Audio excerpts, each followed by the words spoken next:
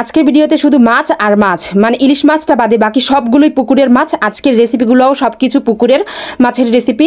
তো আজকে কিন্তু আমি ভিডিওটা দেখাচ্ছি যেটা মানে আজকে আমি বেশিরভাগই রান্নাগুলো আমি নিজে করেছি। কিন্তু অনেকে হয়তো বলবেন যে বেড়াতে গিয়ে মানে আমি রান্না করছি কেন, আসলে কি আমার ভালো লাগছিল না, যেহেতু আমি এখানে কাজ মানে রান্নাবান্নার ভিডিও করতে করতে অভ্যস্ত। তো ওখানেও বলছিলাম যে আমি করি এগুলো।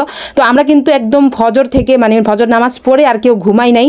তো এদিকে তো চলে গেলাম, এদিকে কিন্তু আমি এই যে কচুরি যে পানা যে কচুরি কি বলে কচুরি, ওগুলোর যে ফুলগুলো আমার এত ইচ্ছে করছিল যে মানে এগুলো একটু ঝুম করে দেখালাম।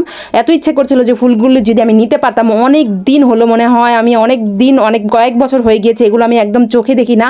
তো যাই হোক অনেক দিন পর দেখে মানে খুব খুশি লাগছিল, মনে হচ্ছিল যে আমি গিয়ে নিয়ে আসি। তো যাই হোক এদিকে এই তো এই মাছগুলো ভাজা হয়ে গিয়েছিল। আর আজকে কিন্তু সম্পূর্ণই পুকুরের মাছ ভাজাভাজি, মানে ভিডিওটা পুরোটাই এরকম। তো আমার কিন্তু অনেক মজার মজার রেসিপি আছে, আমি যেহেতু বেড়াতে গিয়েছি তো সেখান থেকে আর কেমন ভিডিও হতে পারে আপনারা বুঝতে পেরেছেন যে নিশ্চয়ই স্ট্যান্ড ছাড়া ভিডিও করেছি, হয়তো একটু এদিক সেদিক নড়াচড়া এরকম সমস্যা হতেই পারে। তো ইলিশ মাছ বাদে সবগুলো মাছই কিন্তু এখানে পুকুরের মাছ, কারণ ইলিশ মাছটা তো আর পুকুরে চাষ করা যায় না। তো ওনারা অবশ্য মাছ চাষ করে না, আল্লাহর রহমত, সবাই অবশ্যই মাশাআল্লাহ বলবেন। এমনিতেই আল্লাহর রহমত হয়ে যায়। তো অনেকগুলো ডিম এখানে আমরা ভাজবো।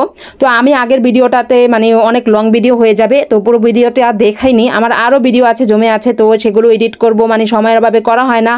আর যেহেতু মানে কি বলবো অনেকটাই মানে সময় পাচ্ছি না এখন যে ভিডিও বসে বসে এডিট করব। তো মাছগুলো এখন আমি সব কিছু কষিয়ে মাছগুলো দিয়ে দিলাম। আর ইলিশ মাছ সব কিছুই আমি করেছি। আমার এত ভালো লাগছিল যে আমি এখানে এসে রান্না করতে পেরেছি, এটাই আমার কাছে অনেক কিছু। আমাকে হয়তো মানে আমাকে নিষেধ করেছিল, বাট আমি নিজে থেকে নিয়েছি, ভালো লাগছিল আমার কাছে খুব। তো এখানেও অভ্যস্ত, মানে আমি যে পেরেছি এটাই তো অনেক কিছু। একটা মানে ইলিশ মাছটা বসানো হয়েছে, তারপরে এই যে খোলসে মাছ অনেকগুলো এখানে খোলসে মাছ। এই মাছটা মানে বেশি করে মরিচের গুঁড়ো দিয়ে ঝাল করে রান্না করা হবে। এটা আরেক পদ্ধতিতে, অবশ্যই এটা আমাকে শিখিয়ে দিয়েছিল এটা এইভাবে রান্না করতে। তাই মরিচের গুঁড়োটা অনেক বেশি দিয়েছিল, মানে অনেকটাই ঝাল হবে। কিন্তু বাকিগুলো না, বাকিগুলো একদম সিম্পল, যেভাবে আমরা ঢাকাতে রান্না করি সিম্পলভাবে সেভাবেই রান্না করেছি। এটা জাস্ট আমাকে দেখিয়ে দিয়েছিল যে এটা এইভাবে রান্না করতে হবে। তো সবগুলোতে অল্প অল্প করে আমরা টমেটো দিয়েছি।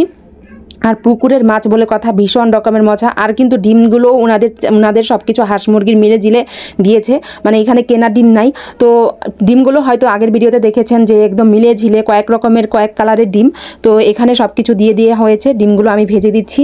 আর প্রথম ডিমগুলো একটু লালচে করে ভেজেছি, পরেটি একটু হালকা লালচে। আর এখানে যে মুরগি দিয়ে কিন্তু আলু দিয়ে রান্না করা হয়েছে। তো যাই হোক সব কিছু কোনো মতো কমপ্লিট করে ভিডিওটা করেছি। তো কেমন হয়েছে আজকের ভিডিওটি অবশ্যই কমেন্ট করে জানাবেন। আমি কারণ একটু ব্যস্ত, তাই পুরোপুরি রেসিপি ভিডিও নিয়ে আসতে পারিনি। তো যাই হোক এদিকেই তো খানা দানা সব কিছু শুরু হয়ে যাবে।